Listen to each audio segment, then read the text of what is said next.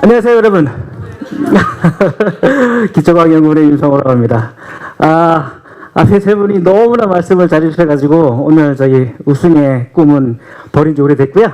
오늘 아주 편안하게 여러분과 함께 어둠 속의 빛을 찾아서라는 주제를 가지고 암흑물질 이야기, 좀 무겁긴 할 수도 있겠습니다만 가급적이면 가볍게 좀 얘기를 좀 해보려고 합니다. 자, 우선 가야 되는데요. 이건가요?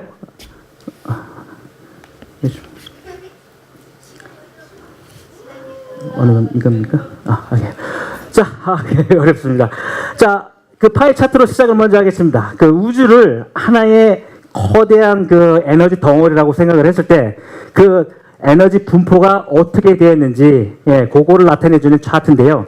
먼저 70%에 해당되는 엄청난 양의 에너지가 우주의 팽창을 설명해주고 있다고 우리가 믿고 있는데요. 그 존재를 모릅니다. 그래서 우리가 암흑 에너지라고 이름을 이렇게 얘기를 해주고요. 그 다음에 25% 정도가 어떤 물질이 있어요. 근데 우리가 눈으로 볼 수 없는 물질이 우리 주변에 이렇게 떠돌아다닌다고 믿고는 있는데요. 볼 수가 없다 그래서 우리가 암흑 물질이라고 하고요. 한 25% 정도 해당하지 않을까 추측을 하고 있습니다. 그 나머지 한 5% 정도가 되는 게 우리 오감으로 느낄 수 있는 우리 주변에 있는 모든 물질들, 보통 물질입니다. 그죠? 그래서 대부분의 경우가 우리가 볼 수 없고 만질 수도 없는 그 암흑 덩어리로 되어 있다는 게 이 파이 차트를 통해서 우리가 알 수가 있는 거고요. 그 다음에 제가 좋아하는 그림 중에 하나입니다. 우리가 우주에 대해서 얼마만큼 알고 있느냐라고 얘기를 해주는 그 지표가 바로 이 그림 안에 있다고 저는 얘기를 할 수가 있겠고요. 이거를 볼 때마다 저는 인간이 참 우주에 대해서, 이 거대한 우주에 대해서 정말 겸손해야 되지 않을까라는 행상을 항상 이렇게 해보게 됩니다. 자, 그럼 하나하나씩 보겠습니다. 자, 보통 물질입니다. 보통 물질은 지난 반세기 동안 굉장히 잘 정립되어 온 표준 모형이라는 걸로 굉장히 잘 설명이 되고 있습니다. 표준 모형이라는 게 뭐냐? 어떤 물질이 있어요. 우리가 그 물질이 뭘로 구성이 되어 있는지 궁금합니다. 그죠? 그럼 어떻게 되죠? 쪼갭니다. 쪼개고 해서 더 이상 쪼갤 수 없는 때까지 쪼갭니다. 그 상황을 우리가 기본 입자라 그러는데요. 그 기본 입자를 배열을 해놓은 게 바로 표준 모형입니다. 그래서 보시다시피 쿼크라는 게 이거 6개의 쿼크가 있고요. 그 다음에 질량이 좀 가벼운 렙톤이라는 게 있고요. 경입자라는 게 있고요. 요 둘 사이를 매개를 해주는 게이지 보존이라는 게 있습니다. 그렇죠? 쉽게 말씀을 드리면 우리가 그 집을 짓잖아요. 집을 짓는데 벽돌에다가 시멘트를 발라서 계속 얹습니다. 그죠? 그래서 이 벽돌에 해당되는 게 바로 쿼크라는 녀석과 이게 렙톤이라는 녀석이고요. 이 시멘트에 해당되는 게 바로 여기에 포스가 나와 있는 게이지 보존에 해당됩니다. 그래서 이네들이 얽히고 설켜 가지고 원자를 만들고 분자를 만들고 우리 물질을 만들게 되는 겁니다. 오케이? 자, 근데 재밌는 건 뭐냐면은 이 녀석들이 기본 입자란 말입니다. 근데 어떤 녀석들은 보면은 질량이 굉장히 크고 어떤 녀석들은 굉장히 좀 작고요. 어떤 녀석들은 아예 질량이 없는 경우도 있어요. 똑같은 기본 입자인데 어느 녀석은 무겁고 어느 녀석은 가볍고 좀 이상하잖아요. 질량이 무엇인지에 대한 우리가 궁금증을 좀 갖게 됩니다. 그래서 2012년도에 그 선에서 그 유럽 공동체에서 힉스라는 보존을 발견을 하게 됩니다. 힉스 보존이라는 게 질량의 근원을 설명해주는 그런 그런 입자이거든요. 그래서 2012년도에 발견이 되면서 어느 정도 질량에 대한 우리 실마리를 풀어나가기에 시작을 했습니다. 자, 그러면 두 번째, 다크매터, 암흑물질에 대해서는 증거들이 너무 많아요. 우리가 첫 번째로 은하를 봅니다. 은하가 돌아가고 있는 거는 다 아시죠? 그죠? 근데 은하가 생각보다 굉장히 빨리 돌아가고 있어요. 우리가 볼 수 없는 무언가로 지금 가득 채워져 있어가지고 굉장히 빨리 돌아가고 있는 거거든요. 그게 하나가 있고요.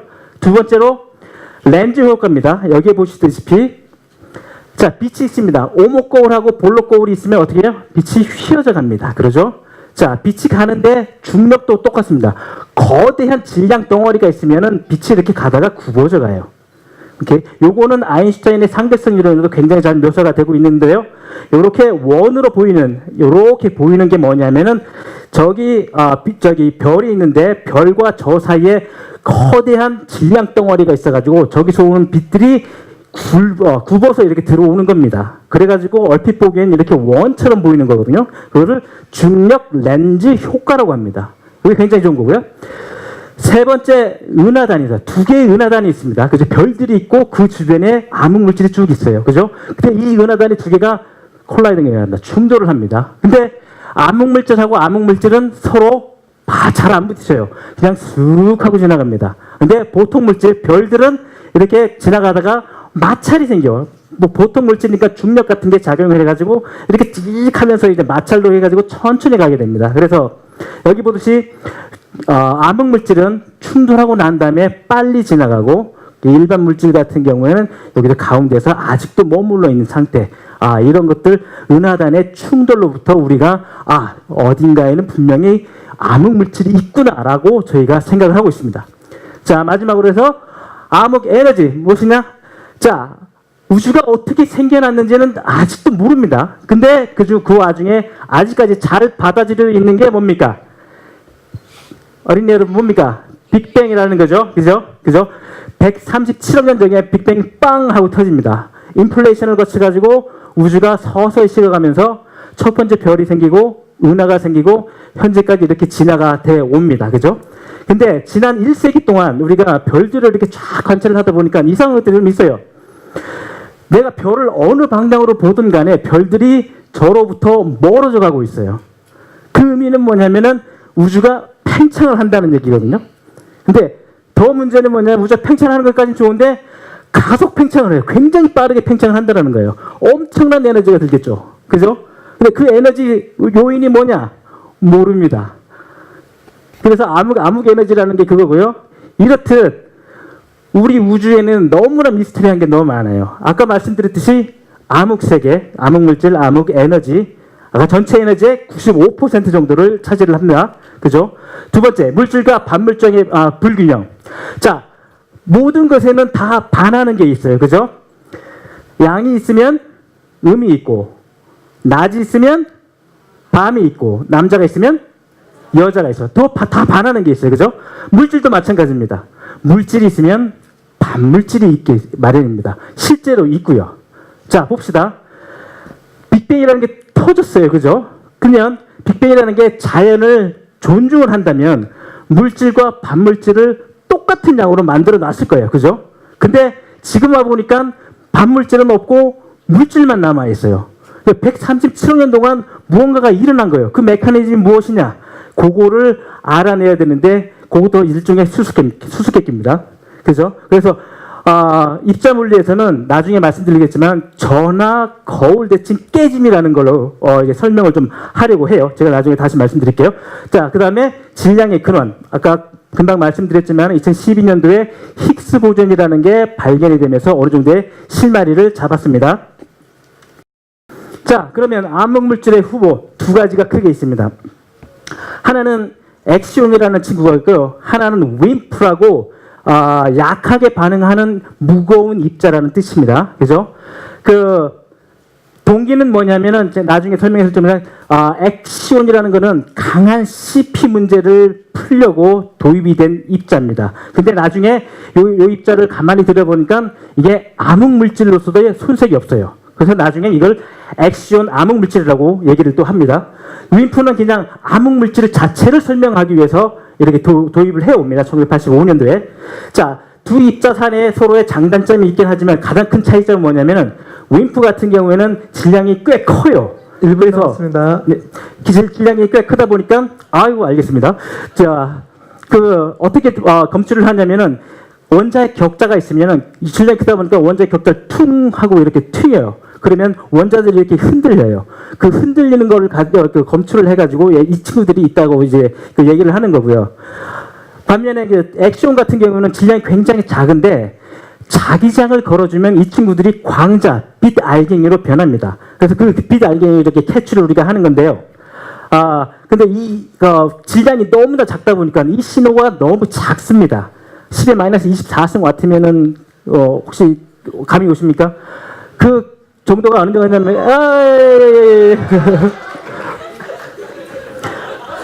화성이 있어요. 그죠? 화성이랑 지구 사이에 커뮤니케이션을 하는데 셀폰 하나를 들고 커뮤니케이션을 하는 겁니다. 지구에서 하고 화성에서 셀폰으로 커뮤니케이션을 하는 건데 그거만큼 굉장히 작습니다. 그죠? 자, 그러면 강한 CP 프로그램 하나하나 봅시다. 강한 자연계에는 4개의 힘이 있죠. 그죠?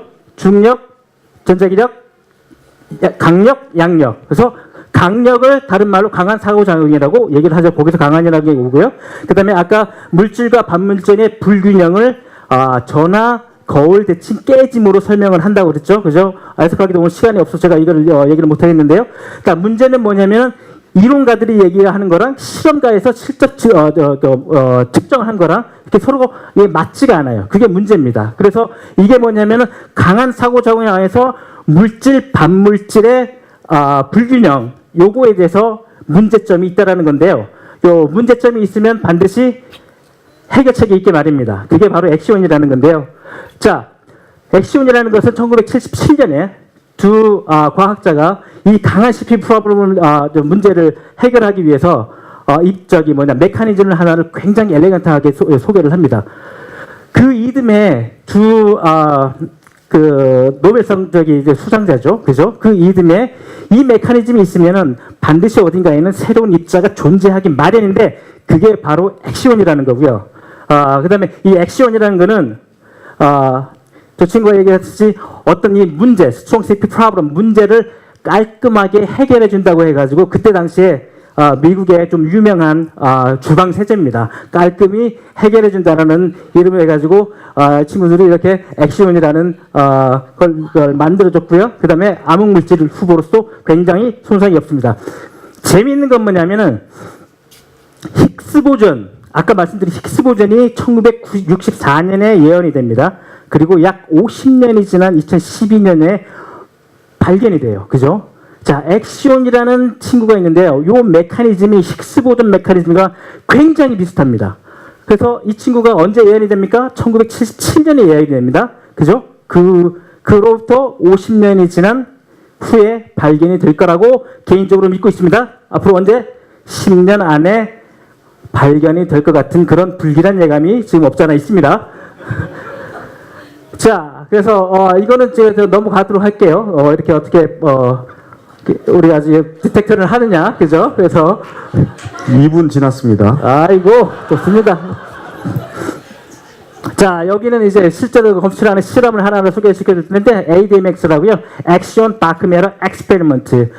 말 그대로 액션 암흑물질 실험입니다. 여기 커다란 냉동기가 있고요. 냉동기 안을 열어다 보면 이런 식으로 되어 있고 여기가 아까 공진기, 그다음에 자석이 저기가 이렇게 되어 있고 굉장히 복잡하게 일렉트로닉스가 저렇게 되어 있습니다. 자, 한국에서는 기초과학연구원에 그죠? 그 2013년도에 연구단 하나가 생겼어요. 그죠? 액션 검출을 위한 연구단이 하나가 이렇게 생겼는데요. 4년 동안 정말 열심히 저희가 일을 해서 인프라스트럭처를 쫙 깔아놨고요. 그 다음에 올해부터 데이터를 받기를 시작합니다. 그러면은 언제? 앞으로 10년 안에 저희가 액시온이라는 암흑물질을 발견을 할 겁니다. 네. 자, 마지막입니다. 자, 과학계의 큰 별이 2주 전에 지셨습니다. 그죠? 스티븐 호킹이죠? 자, 이분은 우주론, 중력파 이론, 그 다음에 특히나 이제 블랙홀에 대해서 정말로 위대한 업적을 많이 남기셨어요. 그죠? 시간의 역사라는 저서를 써서 전 세계적으로 1000만 부 이상 팔린 그런 굉장히 유명한 작가기도 하고요. 그 다음에 이분은 살아생전에 굉장히 명언도 많이 남기셨다고 해요. 근데 저는 개인적으로 이 명언을 좋아합니다. 2012년도에 영국 패럴림픽에서 초대를 받아가지고 거기서 스피치를 하는데 이 명언을 했다고 해요. 근데 장애인들을 위한 말이겠죠. 근데 저는 이 말을 저희들 자신한테도 한번 어플라이를 해봅니다. 이제 우리 주변에 보이는 거에만 집착하지 말고 먼 우주, 미지의 세계, 암흑의 세계를 들여다봐라 라고 해석을 하고 싶습니다. 아마 지금 그때가 아닌 것 같기도 하고요. 자, 감사합니다. 예. 예, 임 박사님 진짜 어려운 그 주제를 가지고 정말 열심히 설명해 주셔서 다시 한번 큰 박수 부탁드리겠습니다. 네.